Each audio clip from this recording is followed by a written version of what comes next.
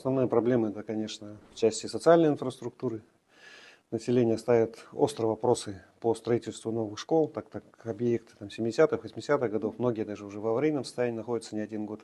Детские сады, ну, в целом по социальной инфраструктуре такая картина. Ну, традиционно в ОМГе очень активно затрагиваются и вопросы экологической повестки. В каждом населенном пункте эти вопросы. Население очень болеет за родную природу, очень бережно относится.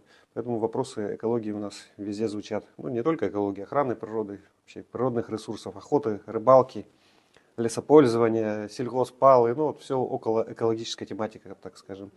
Ну и в западных наслегах, это вот сатагайские наслеги, алтанские, там, конечно, вопросы газификации. Они все ждут подключения газа. Очень большая надежда у народа. Так, население очень активно участвует в отчетах. Практически везде были полные залы, ну, где вот проводились в клубах, домах культуры. Население активно задает очень много вопросов. И в письменном виде вопросы идут, и устно задают, выступают. В целом поддержали отчет правительства везде. Да, личный прием тоже прошел достаточно активно. Было записано, я уже со счета сбился. Ну, основные проблемы. Холодно в домах, старые дома аварийные, которые идут по программе переселения. Следующий вот этап. В домах холодно. Ну, где-то недостаточно мощности котельной, где-то уже износ котельных теплосетей и самих домов.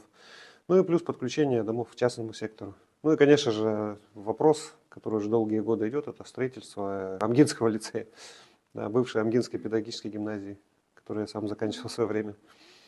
Ну, уже я здесь, думаю, вопрос на финишной прямой. И в этом году надеемся, что она будет запущена уже.